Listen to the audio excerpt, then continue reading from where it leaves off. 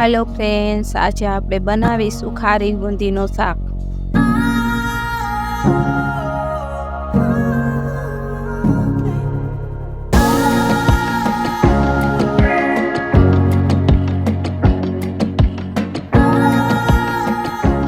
બુંદીના શાકનો વઘાર કરવા માટે કડાઈમાં 2 પાવરા તેલ ઉમેરીશું।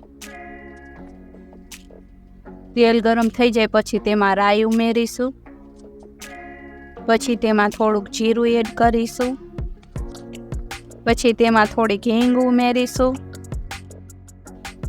1 તમાલપત્ર, 2 બાદિયા, લવિંગ અને તજનો ટુકડો આને તેલમાં ઉમેરી દેશું। 4 થી 5 નંગ લસણની કરી કાપીને એડ કરી છે।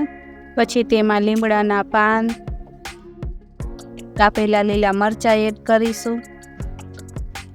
પછી તેમાં ઝીણા કાપેલા ટમેટા એડ કરીને મિક્સ કરી લઈએ।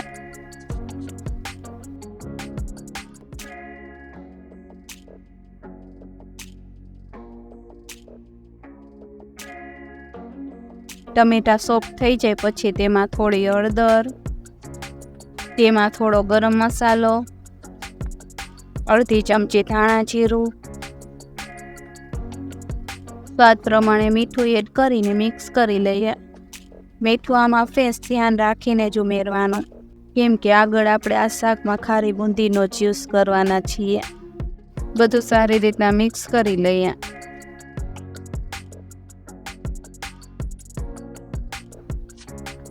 ટમેટા સોફ્ટ થાય ને ત્યાં સુધી નાને આપણે પાકવા દઈશું।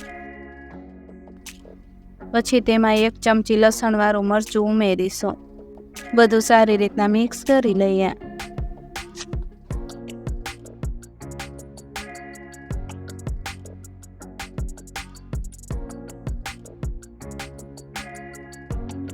અહીંયા તમે જોઈ શકો છો કે એકદમ ટમેટા સોફ્ટ થઈ ગયા છે।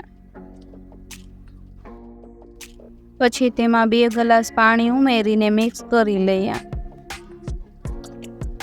આપણે ગ્રેવી જેટલી જોઈએ એટલું આપણે પાણી ઉમેરવાનું। મેં આમાં 2 ગ્લાસ પાણી ઉમેર્યું છે। હવે આને ઢાંકીને થોડીક વાર પાકવા દઈશું।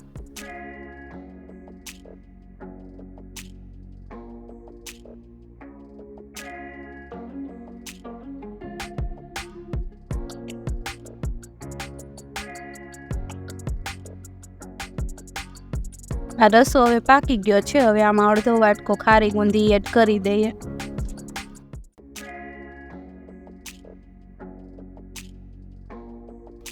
તો આ ખારી બુંદીની રેસીપી આપણી ચેનલમાં મૂકેલી છે, તમારે જોવી હોય તો તમે તેમાં ક્લિક કરીને જોઈ શકો છો। તો આ આપણે ઘરની જ બુંદી બનાવેલી આમાં યુઝ કરી છે। બુંદી એડ કરીને થોડી વાર આને પાકવા દઈશું, ઘાટું થાય ત્યાં સુધીને। તેને સારી રીતના મિક્સ કરી લઈએ। આ શાક આપણું બની ગયું છે। હવે ગેસની ફ્લેમને બંધ કરી દઈએ। તેમાં કોથમીરના પાન એડ કરીને મિક્સ કરી લઈએ।